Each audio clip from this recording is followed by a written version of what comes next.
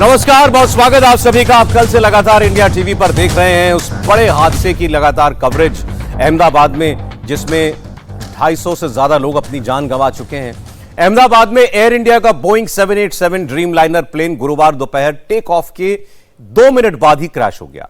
हादसे में 12 crew members समेत 241 लोग जो जहाज के अंदर थे उनकी मौत हो गई। इस प्लेन हादसे में अब तक कुल मिलाकर 297 लोगों की मौत की पुष्टि हो चुकी है। विमान में सवार 242 लोगों में से 241 लोगों की मौत हो गई। इस हादसे में सिर्फ एक यात्री की जान बच पाई। मृतकों में 229 लोग यात्री थे, जबकि 12 विमान के क्रू मेंबर्स थे। इसके अलावा प्लेन क्रैश करने के बाद जिस मेडिकल कॉलेज के हॉस्टल पर गिरा, वहां मौजूद 56 लोगों की जान गई है।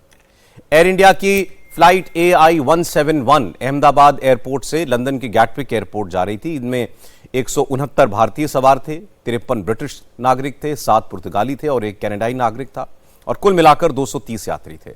बाकी 12, जिनमें 10 क्रू मेंबर्स और 2 पायलट थे। विमान में सवार लोगों में 103 पुरुष, 114 महिलाएं, 11 बच्चे और 2 नवजात भी शामिल थे। रेस्क्यू के लिए NDRF की 6 टीमें मौके पर मौजूद हैं और कल से बाकी एजेंसीज के साथ मिलकर राहत और बचाव के काम में लगी हुई हैं। मलबा हटाने का काम अभी भी किया जा रहा है और अभी भी डेड बॉडीज मलबे में दबी होने की आशंका है। तो ये तो अभी इस वक्त जो ग्राउंड पर चल रहा है और अभी तक जो जानकारी आई उसके मुताबिक हमने आपको जानकारी दी। अब सबसे बड़ा सवाल यह है कि ये क्रैश क्यों हुआ। आप भी यही जानना चाहते हैं, पूरा देश यही जानना चाहता है। आपको बता दें, इस प्लेन क्रैश की जांच में भारतीय जांच एजेंसियों के अलावा ये विमान बनाने वाली कंपनी बोइंग, उसके अधिकारी, उसके जांचकर्ता और अमेरिका की सिविल एविएशन से जुड़े कुछ जांच एजेंसीज भी भारत के लिए रवाना हो चुकी हैं, और वो भी एयर इंडिया के इस जहाज का क्रैश क्यों हुआ, इसमें भारतीय एजेंसियों की सहायता करेंगी। आखिर ऐसा क्या हुआ कि यह जहाज 1-2 मिनट के अंदर ही टेक ऑफ करते ही क्रैश हो गया। पायलट ने मीडिया की कॉल दी थी, उस वक्त जहाज में क्या खराबी आई, क्या पायलट बता पाया था ATC को कि प्लेन में क्या प्रॉब्लम है।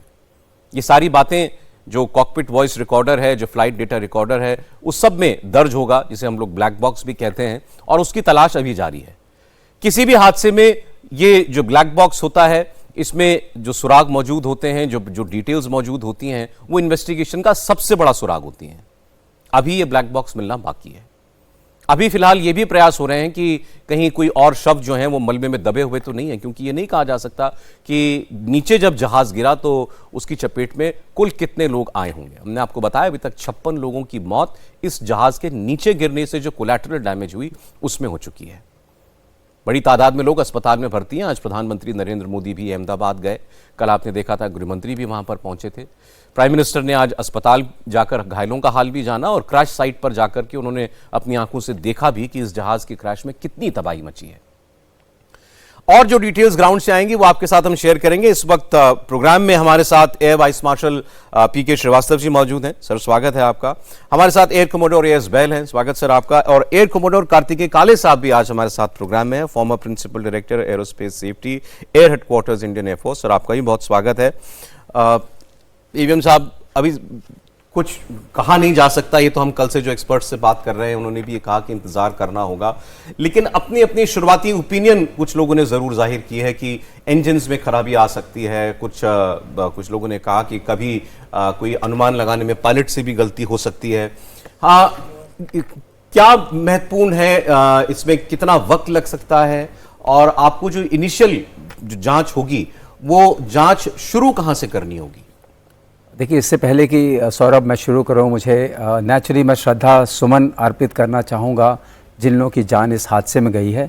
अपने आप में ये बहुत ही हॉरिफिक और बहुत वन ऑफ द काइंड ये डिसास्टर है। ऐसा इस जहाज़ में भी कभी नहीं हुआ है और ऐसा हमने भी अपनी पूरी एविएशन लाइफ में नहीं देखा है। हम लोगों का सामना हुआ है बहुत सारे एक्सीडेंट से, क्योंकि इसी क्षेत्र में हम रहे हैं, लेकिन इस तरह का नहीं हुआ है। और कई इन्वेस्टिगेशंस में मैं खुद भी इन्वॉल्व रहा हूं। तो जहां तक आप बात कर रहे हैं कि ये जो हमारे साथ ये जो घटना हुई, क्या क्या कारण हो सकते हैं, तो कारणों को पहले हम कोई भी कारण को हम ये नहीं कहते हैं कि that's not on the table, because हर कारण की का परीक्षण किया जाएगा, निरीक्षण किया जाएगा और समीक्षा की जाएगी। तो उसमें पहले ह्यूमन एरर का एंगल आता है। ह्यूमन एरर 2 तरह की हो सकती है, एक पायलट एरर है और दूसरी आपकी जो है ह्यूमन इंजीनियरिंग एरर होती है, जो ऑन ग्राउंड मेंटेनेंस की एरर होती है।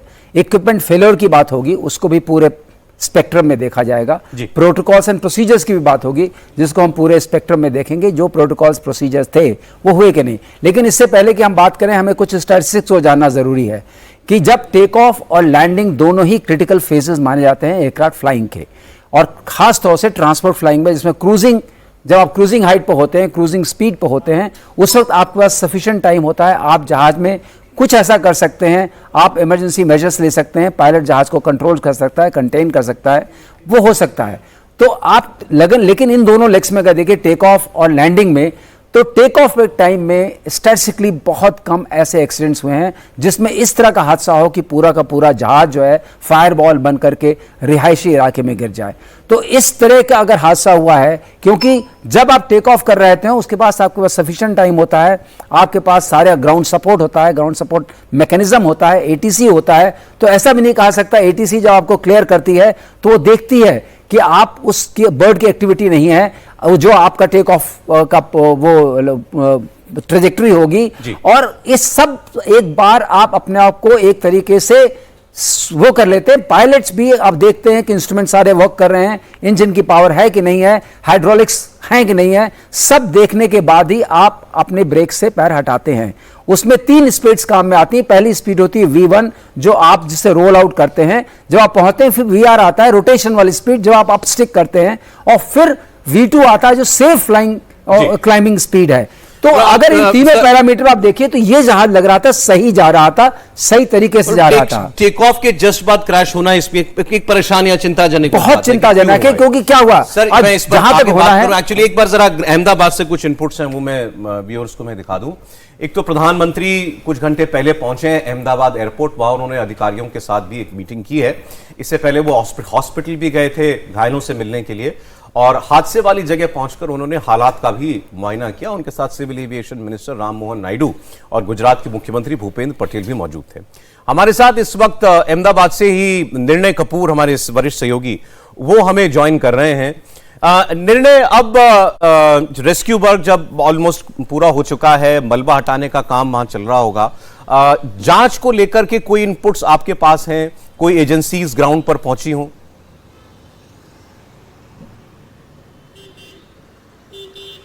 देखिए सौरभ, कल शाम को ही एक तरह से कहेंगे कि जो सर्च और रेस्क्यू का काम था वो करीब करीब पूरा हो गया था देर शाम तक, और उसके बाद से लगातार जो जांच एजेंसीज हैं अलग अलग वो जुट गई थी यहाँ पे डेटा कलेक्शन के लिए। इनफैक्ट एयरपोर्ट अथॉरिटीज़ के कई अधिकारियों के साथ भी बातचीत हुई है। इसके अलावा ऑन ग्राउंड डेटा कलेक्ट किया गया है, ब्लैक बॉक्स रिकवर करने की प्रक्रिया जो है वो शुरू की गई है, और फोरेंसिक्स की अलग अलग टीम्स जो हैं वो जितने भी पार्ट्स हैं उसका इंस्पेक्शन कर रही हैं, उसके सैंपल्स भी कलेक्ट कर रही हैं।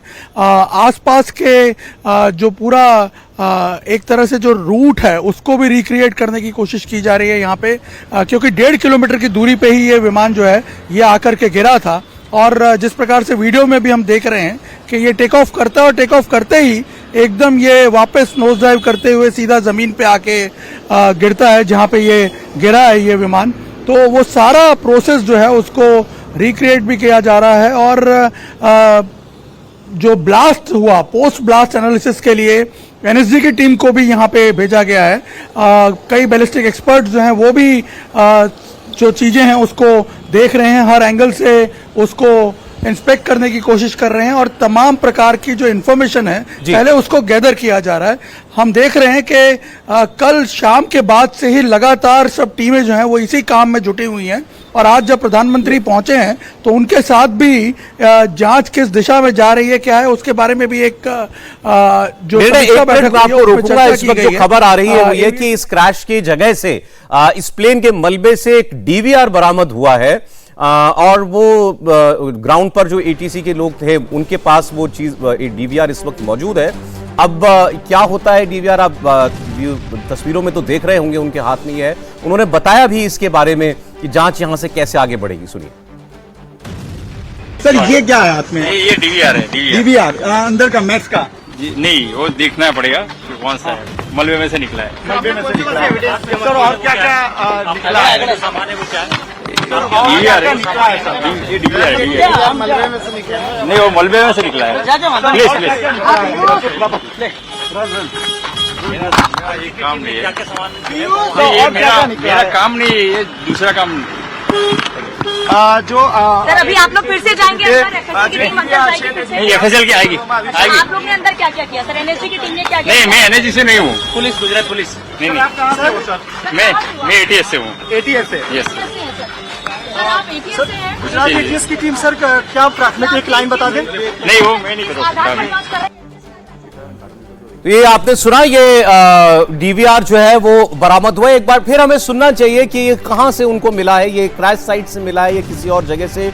ये जो व्यक्ति थे ये कौन सी एजेंसी से हैं, ये सिविल एविएशन से थे या किसी और एजेंसी से, एक बार फिर सुनाना चाहिए।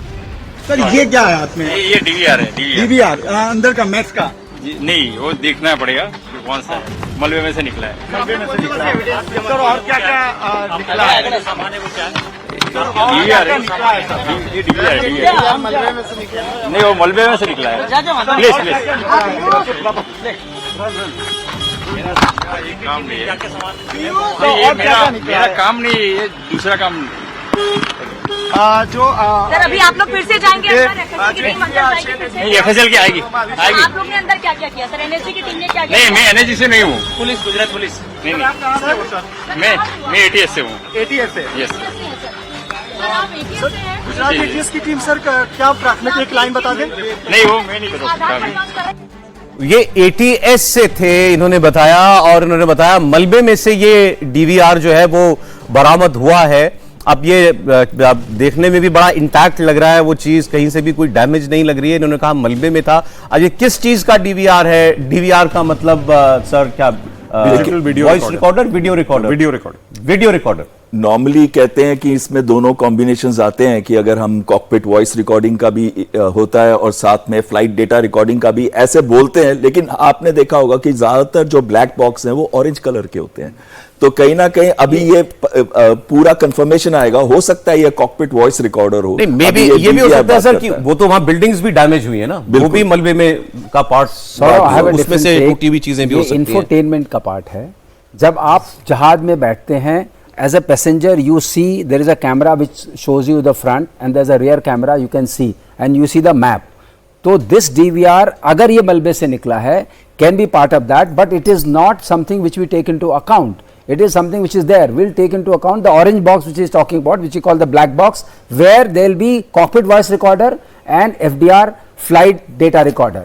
They are the real things to take care of, because where there legally data is being patronized, legally data is being recorded, all, and you if you put your FDR in a simulator, 787 simulator, you can recreate how the flight went by.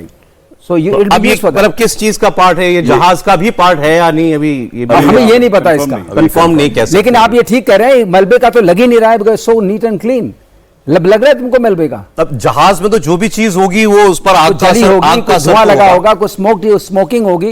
It's as clean as anything. Right, एक बार निर्णय के पास हम चलते हैं। निर्णय, ये तस्वीर अभी आई, ये जो व्यक्ति थे इनके हाथ में ये डीवीआर है। इन्होंने कहा मैं ATS से हूं और वो इसको लेकर के फिर इंस्पेक्शन के लिए लेकर के गए हैं। मतलब मल्टीपल एजेंसीज लगी हुई हैं इस वक्त, मतलब ग्राउंड पर जांच में।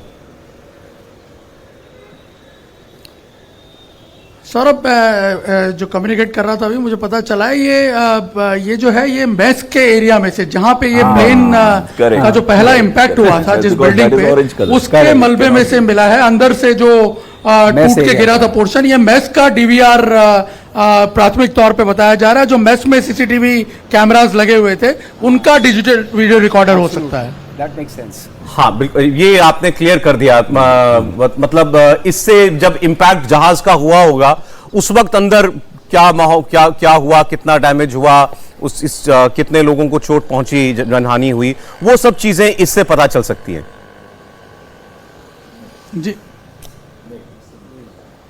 जी बिल्कुल, ये प्लेन का पार्ट नहीं है। ये सबसे बड़ी बात है।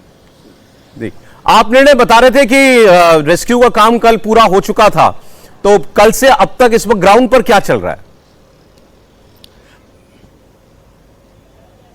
देखिए इस वक्त ग्राउंड पे 3-4 पैरेलल एक्टिविटीज चल रही हैं सौरभ।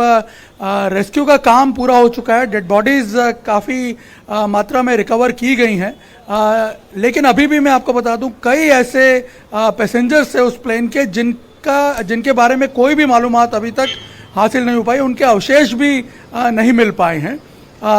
264 या 265 जो डेड बॉडीज हैं वो कंफर्म कर रहे हैं यहाँ पे हेल्थ एजेंसीज, लेकिन ऐसा बताया जा रहा है कि टोटल जो अनुमान है वो करीब 297 डेड बॉडीज का, यानी कई ऐसी डेड बॉडीज हैं जो अभी भी उनके अवशेष यहाँ हो सकते हैं। तो हमने देखा आज सुबह भी स्निफर डॉग्स भी यूज किए गए जो मानव अवशेषों को ट्रेस कर सकें।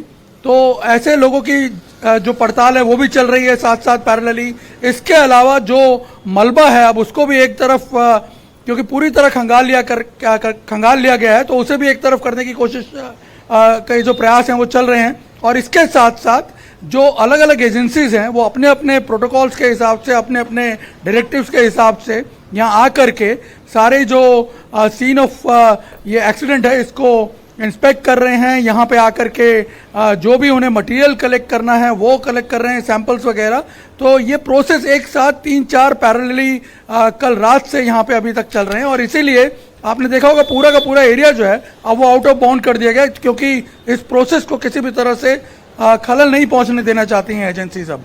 जी निर्णय, बहुत शुक्रिया आपका। चूंकि निर्णय जो हैं वो लगातार वहां पर आपके लिए जानकारियां इकट्ठा कर रहे हैं, तो अलग अलग लोगों से बात करना, अलग अलग जगह जाना, इसलिए मैं उनका ज्यादा समय नहीं ले रहा हूं। कुछ और जानकारी निर्णय के पास होगी तो जरूर वो हमें ज्वाइन करेंगे। बहुत शुक्रिया आपका निर्णय। अब ये घटना कितनी भयानक थी इसका अंदाजा आप इस बात से लगाइए कि मरने वालों को उनके परिवार के लोग भी पहचान नहीं पा रहे हैं। शव इतनी बुरी तरह जल चुके हैं, पिता अपने बेटे को नहीं पहचान सकता, पति अपनी पत्नी को नहीं पहचान सकता। यही वजह है कि अब मरने वालों की पहचान करने के लिए डीएनए जांच का सहयोग लिया जा रहा है। शवों के जो भी अवशेष वहां पर मिले हैं उससे डीएनए सैंपल्स जमा किए जा रहे हैं ताकि उनके परिजनों के साथ डीएनए मैच कराकर उनकी बॉडीज उनको सौंपी जा सकें। नेशनल फॉरेंसिक साइंस यूनिवर्सिटी के डॉक्टर नरेश सोनी इस वक्त हमारे साथ हैं, उनके स्टूडेंट्स भी हैं और ये लोग उस वक्त क्रैश साइट पे पहुंचे थे। पास में ही सिविल हॉस्पिटल में इनकी ड्यूटी थी जहां पर ये लोग मौजूद थे और जैसे ही क्रैश हुआ ये लोग यहां पे पहुंचे। इनसे हम बात करते हैं, पहले डॉक्टर नरेश से बात करते हैं। डॉक्टर साहब ये बताइए कि आप लोग यहां पर उस वक्त कहाँ थे, कहाँ मौजूद थे और क्या क्या आप लोगों ने देखा? जैसे ही प्लेन क्रैश हुआ तो सारे के सारे स्टूडेंट अंदर क्लिनिकल पोस्टिंग में अपने अपने वार्ड में ड्यूटी कर रहे थे। कौन से हॉस्पिटल में? सिविल हॉस्पिटल अहमदाबाद में, क्रैश साइट से बेहद नजदीक। हाँ, जो कि क्रैश साइट के बिल्कुल नजदीक है। तो सिविल हॉस्पिटल में जैसे ड्यूटी कर रहे थे, लंच टाइम हुआ तो लंच टाइम में एक्चुअली हम लोग सारे के सारे स्टूडेंट और हम लोग उसी मेस में दोपहर में लंच करते हैं जहाँ पे ये प्लेन क्रैश हुआ था। तो unfortunately we were survived, but ऐसा हुआ था कि जैसे ही प्लेन क्रैश हुआ तो सारे के सारे स्टूडेंट्स एक पैनिक सिचुएशन बन गई थी। पैनिक सिचुएशन बनने के बाद में सारे के सारे हम लोग क्राइम सीन पे गए। वहां पे देखा तो टेम्परेचर बहुत ज्यादा था, तो इस वजह से सारा कुछ आइडेंटिफिकेशन नहीं हो पाया हम किसी को सर्वाइव करें या नहीं करें। लेकिन उस टाइम पे वन सिचुएशन ये थी कि जैसे कैसे लाइफ को बचाया जाए। तो हमारे सारे स्टूडेंट्स भी गए थे, हम लोग भी गए थे। हम जैसे कैसे डेड बॉडीज को निकाल रहे थे वहां से निकालने के बाद में हम लोग वहां पे पोस्टमार्टम रूम में भिजवा रहे थे, स्ट्रेचर से भिजवा रहे थे। तो मतलब एक बहुत पैनिक सिचुएशन थी एंड अनफॉर्चुनेटली कोई नहीं बच पाया, सिर्फ एक पर्सन बच पाया। इवन हमारे नेशनल फॉरेंसिक साइंस यूनिवर्सिटी के जो वाइस चांसलर डॉक्टर जे.एम. व्यास सर और हमारे कैंपस डायरेक्टर डॉक्टर एस.ओ. जुनारे सर और हमारे डीन डॉक्टर जी. राजेश बाबू, जैसा उन्होंने इंस्ट्रक्शन दिया उनके हिसाब से हम लोग विक्टिम्स के पास में जा रहे हैं, से एविडेंस कलेक्शन कर रहे हैं और सारा का सारा क्राइम सीन मैनेजमेंट जैसे भी होता है एज मच एज पॉसिबल वो हम लोग कर रहे हैं। ये जो हादसा हुआ, आपको लगता है कि वहाँ पे फोरेंसिक के लिए कुछ चीजें बची होंगी? क्योंकि एक्चुअली इसके near about forensic science laboratory है, वो मतलब एक अच्छी बात है कि नियर अबाउट में फोरेंसिक साइंस लेबोरेटरी है, ताकि बहुत सारे केसेस, बहुत सारे मतलब एविडेंस जो थे वो सारे के सारे कलेक्ट कर लिए गए, मतलब एज मच एज पॉसिबल सारे कलेक्ट कर लिए गए। डीएनए आइडेंटिफिकेशन चल रहा है और जैसे भी पॉसिबल होगा तो उनके पेरेंट्स से डीएनए मैचिंग करके उनको डेड बॉडीज हैंड ओवर कर दी जाएगी। रोजाना आप अपने स्टूडेंट्स के साथ यहीं पे लंच करते थे, कितने स्टूडेंट्स को लेकर आपके हैं? जो हम लोग 13 स्टूडेंट्स के साथ में आते हैं और हमारा दोपहर में यही होता था कि हम लोग इसी मैस में मतलब एक रिफ्रेशमेंट के तौर पे हम लोग इसी मैस में कैंटीन में हम लोग लंच करते थे। लेकिन कल एक्चुअली थोड़ा सा वार्ड में इमरजेंसी में कुछ वर्क था तो इस वजह से हमारा इधर आना डिले हो गया और उस डिले में मतलब मीनवाइल वो प्लेन क्रैश हो गया। कितने बजे रोज आते थे आप लोग यहाँ पे? हम लोग आते थे 1:30 to 2 o'clock और 1:40 अराउंड ये प्लेन क्रैश हो गया था। सोचिए अब परिजनों को शव तब सौंपे जाएंगे जब डीएनए से मिलान हो पाएगा, पुष्टि हो पाएगी कि ये शव किस व्यक्ति का है। इतनी बुरी कंडीशन में जो है वहां पर जो बॉडीज मिली हैं उनकी हालत है। काले साहब, अब जांच में जो पहली चीज है वो वही ब्लैक बॉक्स या cockpit voice recorder, data flight recorder, क्या वो पहली चीज है जिसकी तलाश हो रही होगी? 100% सबसे ज्यादा ऑथेंटिक डेटा जो है किसी भी क्रैश में जो है वो उसी से आता है। तो therefore and specially commercial airliners में जो है इसकी जगह भी ऐसी बनाई जाती है, इसको ऐसे कलर में, जैसे सर ने अभी बोला कि ऑरेंज कलर का वो रहता है, ब्राइट कलर का रहता है, और इसको फायर प्रूफ और हाई टेम्परेचर सस्टेन करने वाला क्रैश प्रूफ भी बनाया जाता है। तो जब ये बॉक्स एक्चुअली एक वीक एरिया में होता है हवाई जहाज के, जब भी कोई इंपैक्ट होता है ये बॉक्स अलग गिर जाता है और डेफिनेटली नॉर्मली मिल जाता है। देखिए ये एक अर्बन एरिया है तो डेफिनेटली ये ब्लैक बॉक्स आराम से मिल जाएगा। जंगल या पानी या ऐसी जगहों पे ब्लैक बॉक्स मिलना थोड़ा मुश्किल होता है, परंतु आई डोंट थिंक यहाँ पर कोई प्रॉब्लम होगा। थोड़ा प्रॉब्लम होगी इस बात की क्योंकि अभी मलबा है, मलबे में जो है ब्लैक बॉक्स को ढूंढने अगर अभी तक नहीं मिला है तो थोड़ा सा टाइम लगेगा, परंतु मिल जरूर जाएगा। जी बहल साहब, क्या चीजें होंगी उस रिकॉर्डेड उसमें? देखिए उसके अंदर एक तो कॉकपिट वॉइस रिकॉर्डर तो सेपरेट है, जो पायलट्स के बीच में भी कन्वर्सेशन चल रही होती है, जो कॉल्स विद इन देते हैं केबिन के अंदर से भी, तो वो कॉल सारी रिकॉर्डेड उसमें होती है, वो एक अलग चीज है। और फ्लाइट डेटा रिकॉर्डर के अंदर सैकड़ों पैरामीटर्स होते हैं, चाहे वो ऑल्टीट्यूड के हो, हाइट के हो, स्पीड के हो, एटीट्यूड के हो, एंगल ऑफ अटैक के हो, चाहे वो इंजन रिलेटेड पैरामीटर्स हो, चाहे वो टेम्परेचर, इंजन ऑयल, प्रेशर, सब कुछ हाइड्रोलिक सिस्टम में जो उसके पैरामीटर्स हैं वो सारे के सारे उसके अंदर आते हैं। तो कहीं ना कहीं वो सब कुछ रिकॉर्ड करता है और एक टाइमलाइन के साथ करता है। ये नहीं है कि वो टाइमलाइन तब से शुरू होती है जब से जहाज स्टार्ट किया जाता है, तो जैसे ही स्टार्ट होता है उसका टाइमलाइन भी शुरू हो जाता है। तो ये पता चल जाता है कि अगर सपोज इंजन फेलियर हुए हैं तो आरपीएम वाइंड डाउन हुआ होगा, जो मतलब इंजन का आरपीएम होता है वो वाइंड डाउन हुआ होगा, तो किस सेकंड पे हुआ वो भी क्लियर हो जाएगा, किस ऑल्टीट्यूड पे हुआ वो भी क्लियर हो जाएगा। हालांकि पहले ऑल्टीट्यूड का उन्होंने 625 फुट का पहले बता दिया। एक दो चीजें मैं बोलना चाहूंगा इसके ऊपर। सबसे पहले कि 40.6 मिलियन फ्लाइट्स हुई हैं 2024 के अंदर, यानी कि, और उसमें एक्सीडेंट्स कितने हुए हैं? 8,10,000 के अंदर, मतलब 1 in 8,10,000 की प्रोबेबिलिटी है। और इसको जो हार्वर्ड की स्टडी है वो ये कहती है कि सबसे सेफ आज भी फ्लाइंग है। ये ना कहें, हम ये ना सोचे कि आज इतना बड़ा हादसा हो गया है तो हमने फ्लाइंग करनी बंद कर देनी है। अगर रोड की सेफ्टी का हार्वर्ड ने कंपेयर किया था 1 in 5,000 है। और ये जो एयरक्राफ्ट टेक ऑफ किया, आपने इसमें 2-3 चीजें बहुत महत्वपूर्ण देखी होंगी। सबसे पहले है कि अंडर कैरेज इसका नीचे था, अंडर कैरेज रिट्रैक्ट नहीं हुआ। नॉर्मली क्या होता है 5 से 10 सेकंड के अंदर ही अंडर कैरेज को रिट्रैक्ट कर दिया जाता है। लैंडिंग व्हील्स, लैंडिंग गियर, बिल्कुल सही कह रहे हैं आप। और जैसे ही वो ऊपर गया, एक स्टेज पे इन्होंने मेडे कॉल दी। मेडे एक फ्रेंच वर्ड है, इसका मतलब हेल्प मी। ये उस समय दी जाती है जब या इंजन फेलियर हो जाए, फायर हो जाए, कंट्रोल्स आउट ऑफ आपके हाथ से चले जाएं, तब ये कॉल्स दी जाती हैं। तो इसका ये मतलब है कुछ सीरियस हुआ है तभी अंडर कैरेज को नीचे रखा गया।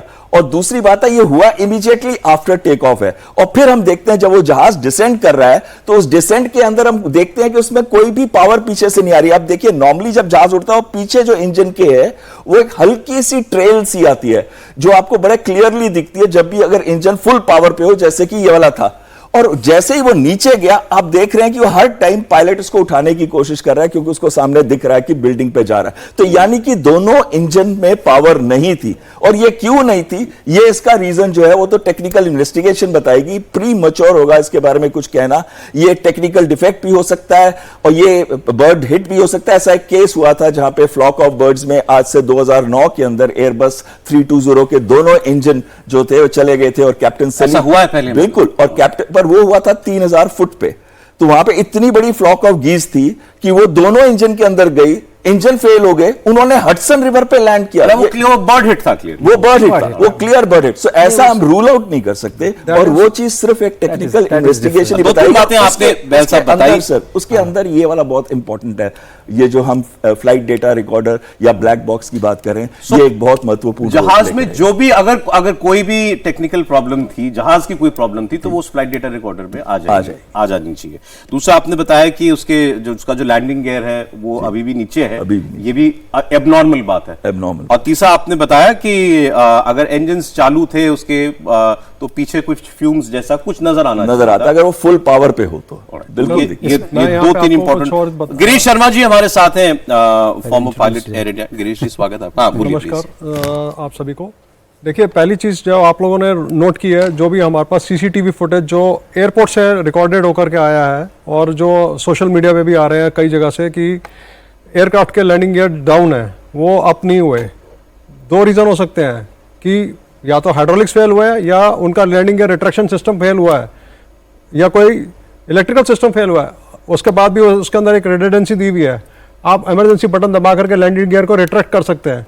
बट लैंडिंग गियर रिट्रैक्ट होने के अलावा वो और भी कई सारी चीज़ें, जैसे कि वो एक सर्वाइवर ने भी बताया है कि जहाज उड़ते उड़ते सडनली एकदम से रुक सा गया हवा में, और उसके बाद नीचे की तरफ उतरना शुरू हो गया अपने आप ही।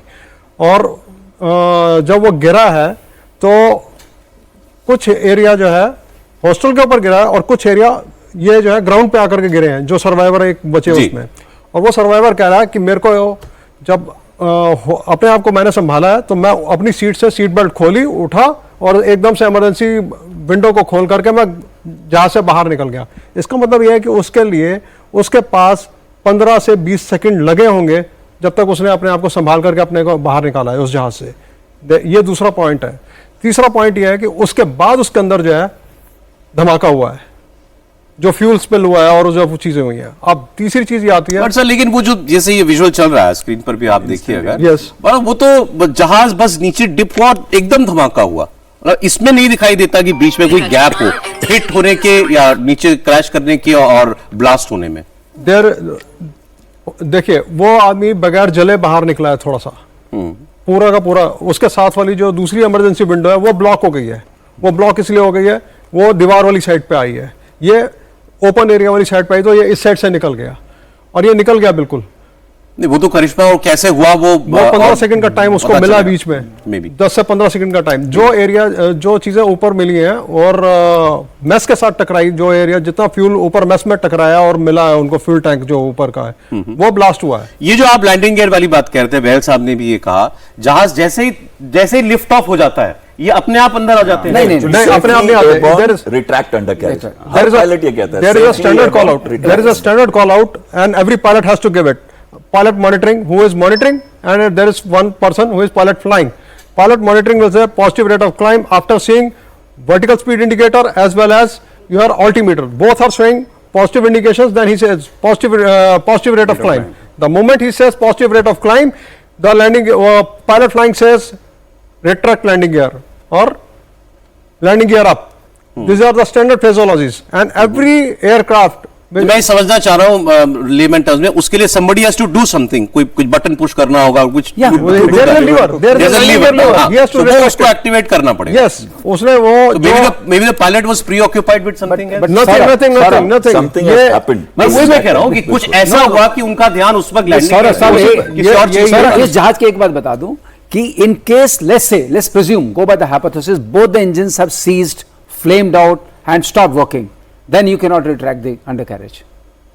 Because उसके लिए आपको रैट को आना पड़ेगा फंक्शन में, जो रैम टरबाइन इंजन नहीं चल रहे हैं तो ये आप नहीं कर सकते। वो उसके लिए आपको क्रूजिंग स्पीड चाहिए, स्पीड होती है, इस लेवल पे स्पीड आएगी, क्योंकि I think it was about 170 knots और something, as we are seeing 170 knots पे ऑपरेट हो जाएगा, but then you will see something popping up and that will become the turbine thing. वो बेली के बॉटम में राइट साइड पे होता है, वो तो पॉप अप करेगा, नीचे अपने आप ऑटोमेटिकली चालू हो जाएगा, लेकिन उसमें इतनी इफेक्टिवनेस नहीं होगी कि अंडर कैरेज को रियली ऊपर कर सके। तो ये हो सकता है जो हम लोग कहते हैं, जो फोकस कर रहे हैं कि मूल कारण why the engine seized, why they flamed out together. जो बर्ड्स वाला हम लोग इसलिए बाई नहीं कर पा रहे हैं, बिकॉज गीज जो ऊपर था, there is a flock of birds. When ATC is given clearance, it's only 30 seconds which have passed, 40 seconds. ATC will see the bird activity. वो ये भी देखता है कि पक्षियों का झुंड तो नहीं है। Absolutely, that is the first thing. पक्षियों का झुंड दिखेगा, वो possibility नहीं है। तो वो यहाँ नहीं था, 3000 फीट वो यहाँ पे नहीं। बट सर ये रूल आउट इसलिए नहीं कर सकते, कई बार होता है कि आप डिस्ट्रैक्ट हो जाते हैं एटीसी के अंदर भी, ऐसा नहीं है। और कई बार जब पायलट लाइन अप कर रहा होता है, आप देखिए मोस्टली आप देखेंगे सिविल एयरलाइंस जब लाइन अप कर रही होती हैं, उनको टेक ऑफ क्लियरेंस इमीडिएटली मिल जाता है वर्चुअली, और फिर रोल आउट करती है रनवे की सेंटर लाइन पे और सीधा टेक ऑफ कर जाती है। देर उस चीज के लिए भी जो है 3-4 लोग मॉनिटरिंग करने में लगे रहते हैं। एक फॉलो भी वाले होते हैं, रनवे इंस्पेक्शन वाले लगे रहते हैं, और इसके साथ टावर वाला खुद भी अपना बाइनोकुलर से एक लगा रहेगा, जो टेक ऑफ क्लियरेंस दे रहा है वो देने से पहले जाए, वो होल्ड करने का चाहे तो वो होल्ड भी करा सकता है। I agree with him. एक बार सेकंड थिंग इज, हाँ, इसमें सबसे इंपॉर्टेंट फैक्टर ये है कि इसमें number of birds has to be large. देखिए, आप दोनों इंजन फेलियर की बात कर रहे हैं, एक साथ सिंगल इंजन है, एक साथ single engine easily could have manage this problem. And Kale, we know that these engines are bird repellent kind of also. Sorry. तो एक्चुअली क्या होता है कि जब बर्ड हिट होगा तो नॉर्मली इंजन में एयर फ्लो डिसरप्शन होगा। एयर फ्लो डिसरप्शन के कारण there will always be some kind of noise, some kind of sound, some kind of flame, some kind of disturbance, वो दिखता है। तो नॉर्मली किसी भी एक्सीडेंट में ऐसा नहीं होता है कि आपको कुछ ना पता चले परंतु एक बर्ड हिट हो जाए, because it's an impact. Impact के कारण जो है इंजन इमीडिएटली सीज हो जाते हैं या इंजन में टर्बुलेंस हो जाता है, जिसके कारण एयर फ्लो नहीं रहता है, तो इंजन काम करना बंद कर देते हैं। बट नॉर्मली जब ये चीजें होती हैं तो उसमें there is a impact, and impact के कारण जो है there will be a disturbance in the वो जो भी एनवायरनमेंट है उसमें डिस्टर्बेंस कहीं ना कहीं होगा।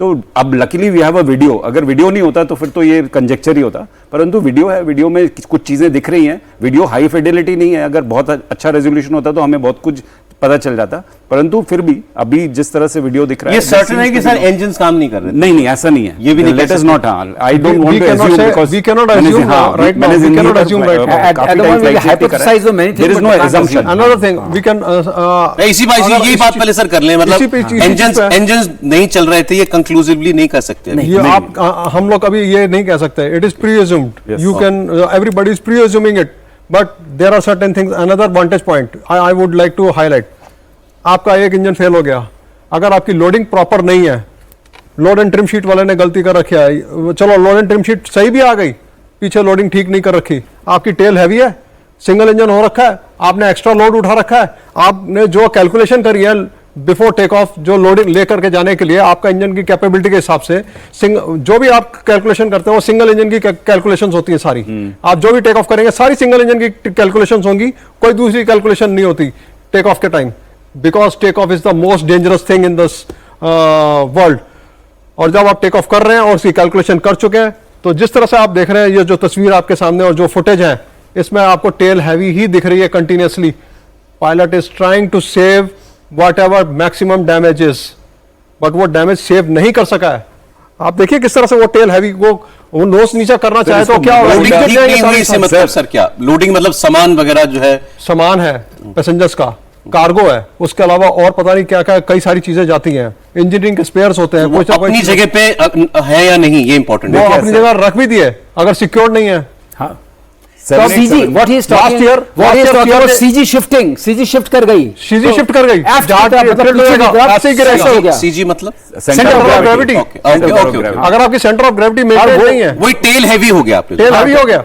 दूसरी एक चीज और है, अगर एक इंजन फेल करता तो they would have been asymmetric, वो नहीं है, वो कहीं नहीं दिख रही है, वो नहीं है सर। मैंने कल ये वीडियो काफी देर एनालाइज किया, इसमें इनिशियली वीडियो स्क्रीन पे रखिए,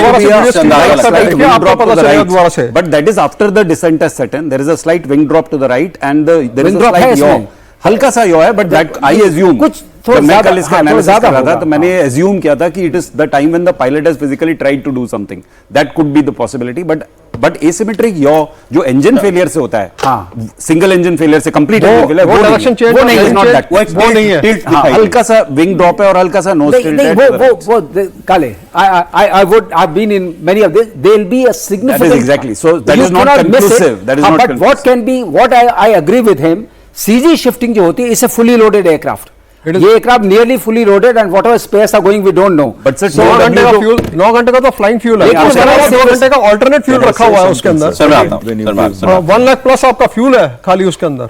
एक सेकंड, हम लोग अभी बात कर रहे थे कि क्रैश साइट से बहुत बड़ा flight data recorder, voice recorder, black box, ये बराबर करने की तैयारी इस वक्त वहां पर चल रही। सर 1 सेकंड, इसको लेकर के भी कुछ बयान हमारे पास ग्राउंड से हैं, आपको दिखाते हैं।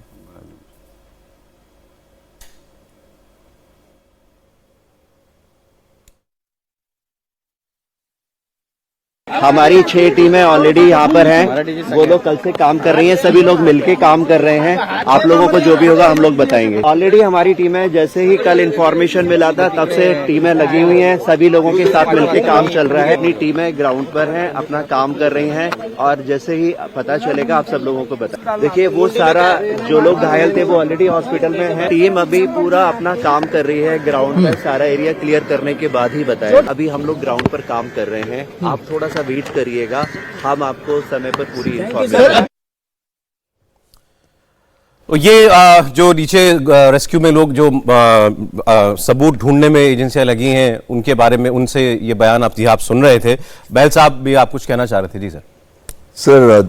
63% जो टोटल फेटल एक्सीडेंट्स है, टोटल एक्सीडेंट्स नहीं कह रहा मैं, फेटल एक्सीडेंट्स जो हैं वो टेक ऑफ और लैंडिंग फेज में होते हैं। टेक ऑफ फेज के अंदर 14% है और लैंडिंग फेज में 49% होता है, यानी कि लैंडिंग फेज में ज्यादा होते हैं, टेक ऑफ फेज में कम होते हैं। लेकिन जो भी एक्सीडेंट होते हैं वो ज्यादातर फेटल होते हैं। फेटल का मतलब है कि वहां पे डेथ डिस्ट्रक्शन काफी होती है। ये क्यों? क्योंकि रिएक्शन टाइम बहुत कम होता है। ग्राउंड के आप बिल्कुल पास होते हो, चाहे वो वेदर की वजह से है, बर्ड्स की वजह से है, टेक्निकल डिफेक्ट की वजह से है, या कोई भी रीजन है, फॉग की वजह से है, या फिर आपका विंड शेयर है, कोई भी ऐसे रीजंस हो जो इस समय नहीं थे, इसमें नहीं थे, पर मैं ये कह रहा हूं कि कोई भी रीजन से कोई प्रॉब्लम आती है तो आपके पास रिएक्शन टाइम बहुत कम होता है। तो इसकी वजह से जो मैक्सिमम फेटल एक्सीडेंट्स हैं वो टेक ऑफ और लैंडिंग फेज में होता है। ये पहली बात। और दूसरी बात मैं ये कह रहा हूं, हम यहां प्री अज्यूम कर रहे हैं कि ये नहीं हुआ होगा, वो नहीं हुआ होगा। मेरी रिक्वेस्ट ये है कि हम इन जो भी हमने 4-5 चीजें कही हैं, हम उनको एज ऑप्शंस रखें, क्योंकि एयरक्राफ्ट एक्सीडेंट इन्वेस्टिगेशन ब्यूरो जो है वो सबको ऑप्शन रखेगा, वो एफडीआर भी स्टडी करेगा, वो सब कुछ करेगा। और यहां पे ये कहना कि तुम ठीक नहीं कह रहे या वो ठीक नहीं कह रहा, वो ये सब चीजें, हाँ, ये सारी चीजें ऑप्शंस हैं। मैं ऑप्शंस की बात कर, नहीं सर जैसे पूरा बोल रहे हैं, 1 मिनट सर ने जैसी चीज बताई sir, 1 second reaction time, 1 second sir, 1 second. और लास्ट चीज मैं इसमें ये कहना चाहूंगा कि हम पायलट के ऊपर बहुत जल्दी आ जाते हैं, क्योंकि पायलट डिफेंड करने के लिए नहीं है वहां पे। तो ये बात का हमने ध्यान रखना है। ये बहुत इंपॉर्टेंट बात है। जी प्लीज। रिएक्शन टाइम के बारे में मैं आपको बात करूंगा। आपने नोट किया होगा, जो भी हम सब के पास डाटा आया अभी तक, वो ये दिखा रहा है कि 670 फीट समथिंग जो एयरक्राफ्ट गॉट एयरबॉर्न, उसमें से 189 फीट जो उसकी अहमदाबाद की एलिवेशन है वो सब माइनस कीजिए। एक्चुअल हाइट तो उसकी 400 फीट समथिंग आई है, और 400 फीट पे आप अगर वो पायलट जो है लैंडिंग गियर रिट्रैक्ट करने की कोशिश कर रहा है, उसका लैंडिंग गियर रिट्रैक्ट नहीं हुआ और लैंडिंग गियर की जगह कुछ और रिट्रैक्ट हुआ है, जो सारे बोल रहे हैं, कुछ और ग्रुप्स में भी यही बात चल रही है कि उसने कोशिश करी है लैंडिंग गियर रिट्रैक्ट करने की और फ्लैप से रिट्रैक्ट हुए हैं। नहीं, कुछ चीजें कंजेक्चर है। देखिए ये भी एक कंजेक्चर। सर आप बोलेगा, मैं ये बता दूं ये बात जो कह रहे हैं, क्योंकि हम लोग तो नॉन टेक्निकल लोग हैं, लेकिन पढ़ सभी लोग रहे हैं, सब जो भी लोग कह रहे हैं, फ्लैप्स, ये शब्द आपने भी कल से आज तक कितनी बार भी सुना होगा। ये क्या होता है, कितना इंपॉर्टेंट है टेक ऑफ फेज में इसका इस्तेमाल कैसे किया जाता है, और इस हादसे में इस फ्लैप्स को लेकर क्या थ्योरी चल रही है? देखिए ऐसा है कि इसको मोटा मोटा अगर देखा जाए तो कोई भी एयरक्राफ्ट अगर ऑल्टीट्यूड लूज करता है, जब इंजन अवेलेबल हैं और स्पेशली ऐसे क्रिटिकल फेज ऑफ फ्लाइट में, टेक ऑफ में, जहां हाई लिफ्ट डिवाइसेस अवेलेबल हैं, ये फ्लैप एक हाई लिफ्ट डिवाइस है। That means low speed high lift, that means आप कम स्पीड पे उसी कॉन्फ़िगरेशन में आप हायर लिफ्ट ले सकते हैं, इसलिए उसको बनाया जाता है। फ्लैप एंड स्लैट्स, दो लीडिंग एज स्लैट्स होते हैं और पीछे जो है फ्लैप्स लोअर होते हैं। तो आप कभी विंग के बगल वाली सीट पे बैठे होंगे, आपने देखा होगा पीछे से एक सरफेस जो है ऐसे नीचे की तरफ गिरती है, टेक ऑफ से पहले वो रहती है, फिर वो जब हवा में हवाई जहाज उड़ जाता है, ऊपर काफी देर आ जाता है, तो फिर आप देखते हैं वो धीरे धीरे वापस विंग के नीचे चली जाती है। तो इस सरफेस को जो है कुछ ऐसा होता है, ऐसी चीज होती है, हाँ, ऐसे नीचे गिरती है, वो नीचे वापस आपको पार्ट ऑफ विंग लगेगी, तो खुल रही है, बंद हो रही है, ऐसा लगता है। तो ये हाई लिफ्ट डिवाइस है। तो इंजन जो है वो थ्रस्ट देता है और वो एयरक्राफ्ट को ताकत देता है, दम देता है ऊपर चढ़ने की। तो ये दो चीजें होती हैं जो क्रिटिकल होती हैं टेक ऑफ में, हवाई जहाज को ऊपर ले जाने के लिए, क्योंकि उस समय उसको सबसे ज्यादा ताकत चाहिए इंजन की, और उसको हाई लिफ्ट डिवाइस चाहिए क्योंकि उसके पास स्पीड नहीं है, तो उसको ऊंचा उठना है। अब इन दोनों में से ऑब्वियसली क्योंकि ये एक्सीडेंट टेक ऑफ के बाद हुआ है, तो कंजेक्चर अब ये है कि या तो हाई लिफ्ट डिवाइस में प्रॉब्लम हुई है या फिर जो है इंजन में प्रॉब्लम हुई है। वही दो चीजों पे मोटा मोटा जो है हम डिस्कशन सब जगह चल रहा है। ऐसे में वो फ्लैप जो है वो डिप्लॉय करना था। हाँ नहीं, फ्लैप्स डिप्लॉय 5 डिग्रीज पे करा, 5 to 20 डिग्रीज तक नॉर्मली होता है depending upon temperature and weather and take off conditions, runway की कितनी लेंथ है, ये सब वो सब, और कितना आपका ऑल अप वेट है, तो वो पूरी उसकी अलग कहानी होती है। Captains are very capable of taking those decisions, इसमें कोई डाउट नहीं है कि कैप्टन और को पायलट जो है उन्होंने टेक ऑफ वेट भी कंप्यूटर में डाला होगा, जो फ्लाइट कंप्यूटर्स हैं, और उसमें ये सब और ये सारा डेटा, ये सारे इलेक्ट्रॉनिक एयरक्राफ्ट हैं। मोस्टली मैनेजमेंट जो फ्लाइट के जो ऐसे इंट्रिकेट मैनेजमेंट है ये हवाई जहाज खुद ही करता है। आप केवल डेटा डालते हैं और हवाई जहाज आपको बताता है आप सेफ जोन में है कि नहीं है, आपकी क्या टेक ऑफ स्पीड होनी चाहिए, आपका फ्लैप्स का क्या होना चाहिए। सौरभ, मैं काले की बात को ले जाना चाहूंगा। That's what I was wanted to tell you कि इस तरह की पॉसिबिलिटी की पायलट ने एरर की, mostly unlikely. I don't succumb to this because we have done many things, and as he rightly said, since pilot is not there to defend, we tend to put one thing, and in some channel I have defended a very strong man on this count. I said no, it's most unlikely, क्योंकि आजकल flight management systems हैं, आजकल आपके पास ELS भी है, electronic load system भी है, CG का पूरा बताएगा, आज आपका फेडेक भी है, बिल्कुल flight full authority, digital engine control भी है। आज आपके पास जो सिस्टम है fly by system, fly by wire जो सिस्टम होता है उसमें everything is calculated and pilot is 8000 plus hours of flying and there two of them, other one is about 3000 plus hours of flying. 6000 hours है co-pilot के Airbus पे, और इसको बोला 1100 आवर्स इसके ऊपर है। तो इसका ऐसे आदमी से ये गलती, and this is one moment critical. All pilots know this is most critical moment. I am taking off with so much of people and that responsibility is on my shoulders. He'll be most cautious. It is most unlikely. This will not happen. Which flap theory we have rejected long time back. Flap is not. Everybody knows it's a lift device. Everybody knows that I need the thrust. But yes, one more discussion is going on. They call it toga. Toga and flex. Toga may take off and go around. That kind of configuration is there for the engine, this engine, G engine.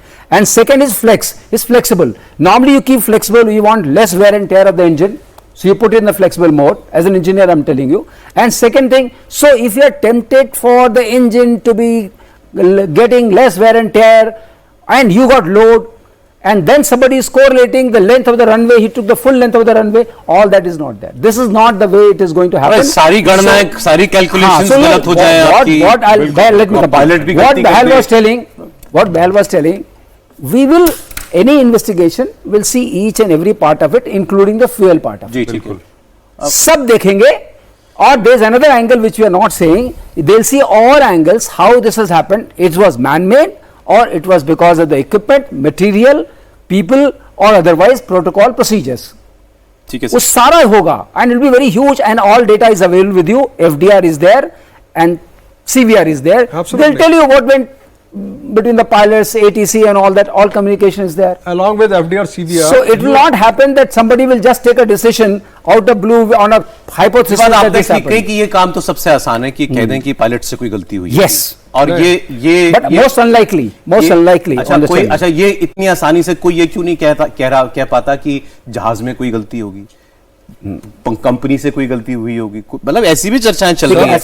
हम किसी भी चीज पर speculate नहीं कर रहे, लेकिन जब हम इस बात पर चर्चा कर सकते हैं पायलट को क्या करना था उस वक्त, उसने वो किया कि उसकी भी चर्चा चल रही है, तो फिर ये भी चर्चा हो कि जहाज में कोई खामी जहाज की भी सेफ्टी रिकॉर्ड अच्छा है। जो टेक्निकल लॉग है वो पिछली फ्लाइट्स का और रिकॉर्ड सारा जो है हमारे पास डाटा अवेलेबल है। लास्ट फ्लाइट जो है वो पेरिस से दिल्ली वापस आया, दिल्ली से वो अहमदाबाद गया, और पेरिस से डिपार्चर में उसका 2.5 घंटे का डिले है, which is a significant delay, छोटा मोटा डिले नहीं है। तो उस पेरिस के अंदर इसका मतलब यह है कि वहाँ पे कोई टेक्निकल फॉल्ट था जिसके लिए उन्होंने वो उसकी मेंटेनेंस करी है, जिसका रिकॉर्ड हमारे पास अभी अवेलेबल नहीं है। That is one.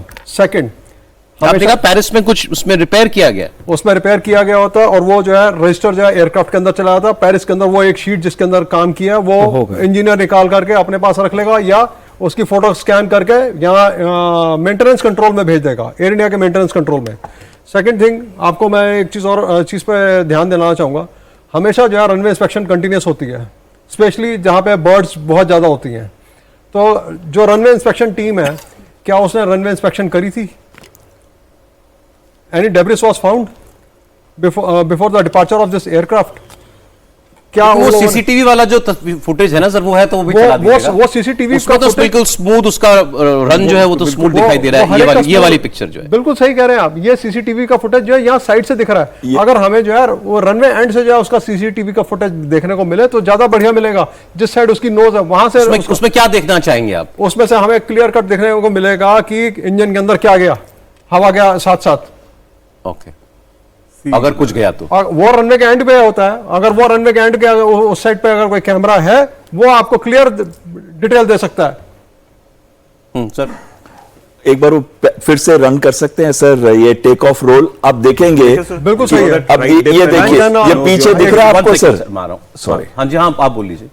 इसमें आप पीछे देखिए, आपको दिख रहा है कि वो जो वेवर कर रही है, इसका मतलब यहां तक वो पावर है फुल। आप देखिए वो हल्का सा ऐसी चीज आती है जो स्मोक नहीं कह विंड में ऐसे वेव्स ही है, शिमरिंग टाइप है, शिमर। जो चीज दिखती है जब आपका फुल इंजन है। अब देखिएगा थोड़ी देर बाद वो एकदम बंद हो जाती है और बंद होने के बाद उसमें पावर नहीं रहती है और वो नीचे आना शुरू करता है। सो मेरा पॉइंट एक ही है कि पावर लॉस तो है, किस वजह से है अब ये देखिए। अब यहां पे बिल्कुल नहीं है पीछे कुछ भी। और ये एक साइड आपका जो पॉइंट है कि बैंड हुआ है और नोज टिल्ट एंड बैंड दोनों चीजें हैं, वो पॉइंट है, वो हम लोग एनालाइज कर रहे थे, कई बार करा है इसको, वो पॉइंट आ रहा है लेकिन सिग्निफिकेंट होना चाहिए था। हाँ, सिग्निफिकेंट नहीं है sir, I agree with that कि सिग्निफिकेंट नहीं है, बट ये तो केवल एक वीडियो है। ये जो दोनों अगर इंजन चले गए, what Bahl is saying, but single simmer जो है, simmer is visible but grain I don't know Bahl, because we are taking a very long shot now. This resolution is not very good, sir. I would suggest that क्योंकि जमीन पे क्या होता है कि जो बट एक थ्योरी तो चल रही है कि इंजन्स के स्टॉल हुए हैं, किस लिए हुए पता नहीं, लेकिन हुए हैं सर। सिंगल इंजन के ऊपर आपका ये जेन एक्स इंजन है, जेन एक्स इंजन ले जाएगा लेटेस्ट फर्स्ट क्लास, इतना बढ़िया इंजन है, नो डाउट अबाउट इट। और उसके बाद जो है अगर जेन एक्स सिंगल इंजन की इतनी कैपेबिलिटी है, वो पूरा फुल लोड जो लेकर के टेक ऑफ कर रहा है ना, वो आराम से टेक ऑफ करके। और सर जो इसकी जांच में अब जेनेक्स का 1B है, by the way 1B even further improved version है। अच्छा, ओके। अब ये जो इसमें कुछ अमेरिकन एजेंसीज भी ज्वाइन करेंगी, उनकी FSB जो है, NTSB national transportation safety board will be joining it. And आपको एक और चीज बताता हूँ, जैसे इसके अंदर more than 20 Canadians, sorry more than 20 Britishers flying कर रहे थे, तो ब्रिटिश एडमिनिस्ट्रेशन से भी जो है कोई ना कोई ज्वाइन करेगा इसमें, इस जांच एजेंसी के लिए। और because as per law AIB उनकी है, AIB की। सो NTSB की टीम आने वाली है, जैसा आपने बताया, नेशनल ट्रांसपोर्टेशन सेफ्टी ब्यूरो, ये अमेरिका का है। यस, ऑलराइट, तो ये आएगी, एक बोइंग की टीम भी आएगी, ऑब्वियसली बोइंग की आएगी क्योंकि मैन्युफैक्चरर है वो तो मैन्युफैक्चरर, और एक CI की जो UK की टीम है, उसके अंदर से कोई ना कोई रिप्रेजेंटेटिव जो मैन्युफैक्चरर होता है इस केस में बोइंग। ये जहाज एक बार आपने दे दिया, हैंडओवर कर दिया एयरलाइन को, उसके बाद कितना इन्वॉल्व रहता है जहाज? नहीं, बहुत इन्वॉल्व रहता है। Data they keep collecting, they are also इनके जो नॉर्मली आप कोई हवाई जहाज खरीदते हैं, specially such expensive equipment, then उसके साथ जितने उसके अपडेट्स होते हैं, जितने उसमें सॉफ्टवेयर में चेंजेस होते हैं, जितना उसमें फर्दर जो टेस्टिंग चल रही है, उसमें कोई करेक्शन है, कुछ भी है, वो सारा OEM ही आपको देता है। अदरवाइज आपके पास कोई तरीका नहीं है पता करने का कि क्या बदलाव हुआ है। नॉर्मल रिपेयर्स एंड सर्विसेज होती है, normal repairs and services can be given outsource to any agency which is certified for that purpose. That means आप एक हवाई जहाज बोइंग का, अगर मैंने एक एजेंसी चलाई है जिसमें मैं टेक्निकल मेरे पास टीम है और मैं बोइंग से सर्टिफाइड हूं वो मेंटेनेंस करने के लिए उस पर्टिकुलर इंजन या उस पर्टिकुलर एयरक्राफ्ट टाइप, तो इस केस में एयर इंडिया उस एजेंसी को एम्प्लॉय करेगी। हाँ, अगर वो एजेंसी, हाँ वो करा होगा एयर इंडिया ने डेफिनेटली कोई ना कोई। एक और चीज मैं आपको बताना चाहूंगा, आजकल के जितने भी इंजन हैं, they all are monitored on the ground also. All the engines are monitored on the ground, whether it is 777, 787 और Airbus 320 जो लेटेस्ट वाले आ रहे हैं। इंडिगो ने पूरा एक ऑफिस सेटअप लगा रखा है सिर्फ इंजन हेल्थ पे देखने के लिए। किसी भी पता नहीं कितनी हजारों फ्लाइटें उड़ रही हैं, सबके इंजन हेल्थ की जो है ना रिपोर्ट आ रही होती है, बैठे हुए जो है मॉनिटर कर रहे हैं लोग। और किसी का भी जरा सा भी इंजन के अंदर कोई फॉल्ट या कुछ डिग्रेडेशन शुरू होता है, वो नीचे वहीं ग्राउंड से बैठे बैठे आकाश पे मैसेज भेज देता है, airborne communication and addressing system पे, रिपोर्टिंग एंड एड्रेसिंग सिस्टम पे, कि please monitor this engine, this is going to you divert and land right now, next flight will be coming and passengers can go from that flight, get this aircraft down. उसी वक्त उतारेंगे जहाज को, इसी समय उतार दो, ये खराब हो सकता है, कोई भी चांस होता है। They are not taking any chance. क्या एयर इंडिया इस चीज के ऊपर खर्चा कर रही है? ये जिम्मेदारी एयरलाइन की है। एयरलाइन की है। एयरलाइन अपने खर्चे उठाने, ये जो है मेंटेनेंस वाले और ये सारी चीजों के ऊपर खर्चा कर रही है कि नहीं कर रही है। मगर इसके तो कोई सेट प्रोटोकॉल्स नहीं होते होंगे। नहीं, बिल्कुल सेट प्रोटोकॉल्स है, डीजीसीए के रूल्स हैं। मतलब एक एयरलाइन कैसे ऑपरेट करती है, दूसरे में अंतर तो नहीं हो सकता? बिल्कुल, एब्सोल्युटली। और ये ओईएम डिसाइड करता है। आप कोई भी मॉडिफिकेशन जहाज के अंदर नहीं कर सकते, कोई भी स्ट्रक्चरल चेंज जहाज के अंदर नहीं कर सकते जब तक ओईएम का और डीजीसीए मतलब का, ओरिजिनल मैन्युफैक्चरर, मतलब बोइंग, बिल्कुल उनका और डीजीसीए का, इन दोनों का क्लियरेंस बहुत जरूरी होता है। और कई बार ऐसा हुआ है कि जो लोगों ने थोड़े बहुत चेंजेस किए हैं या वो वाले पार्ट्स के साथ फ्लाई किया है जो कि पूरे फुली सर्विसेबल एयरक्राफ्ट के नहीं रहे हैं, ऐसे इंसिडेंट्स पहले हो चुके हैं। लेकिन इसमें फिर आपको एयरलाइन को डायरेक्टली ब्लेम करोगे, इसमें ओईएम का कोई रोल नहीं है। हम जानते नहीं कि ऐसा कुछ किया गया वो था। टोगा की एक बात कर रहे थे, मैं उस पर एक छोटा सा, if you give me 30 second. China airlines का एयरक्राफ्ट लैंडिंग के लिए आ रहा था, तो उसमें पायलट ने गलती से take off go round switch को ऑन कर दिया था। उससे क्या हुआ कि एयरक्राफ्ट ने अपना गो राउंड एक्शन शुरू कर दिया। पायलट ने उसको आगे डाला स्टिक को कि ताकि वो लैंड करे। वो ऑटो पायलट ने वापस बताया कि आप ऊपर करिए, और ऐसे एयरक्राफ्ट का एटीट्यूड हुआ, जहाज बिल्कुल रनवे के पास बाहर गिरा, सब मर गए, 7 बंदे बच गए, सिर्फ 7 गॉट सेव्ड। तो ये उसके बाद इन्होंने एक मॉडिफिकेशन किया है टोगा का, ताकि अब ऑटो पायलट के ऊपर भी ओवरराइड कर सकता है पायलट, कैप्टन। ये मॉडिफिकेशन वैसे पहले आ चुका था एक्सीडेंट से पहले, लेकिन चाइना एयरलाइंस ने किया नहीं था, तो वो उसके बाद एक ब्रेक लेने से इसके बाद बातचीत जारी रहेगी हमारी। और जैसा गिरीश जी ने एक बीच में चर्चा किया था कि जो एक व्यक्ति बचा है वो कैसे बचा होगा, इस लोगों को बड़ा दिलचस्पी है उस व्यक्ति के बारे में जानने में। वो भाग्यशाली व्यक्ति अमेरिका, भारतीय मूल के ब्रिटिश नागरिक हैं, और शायद ऐसे ही लोगों के लिए कहावत बनी है, जाको राखे साइयां मार सके ना। बात करेंगे।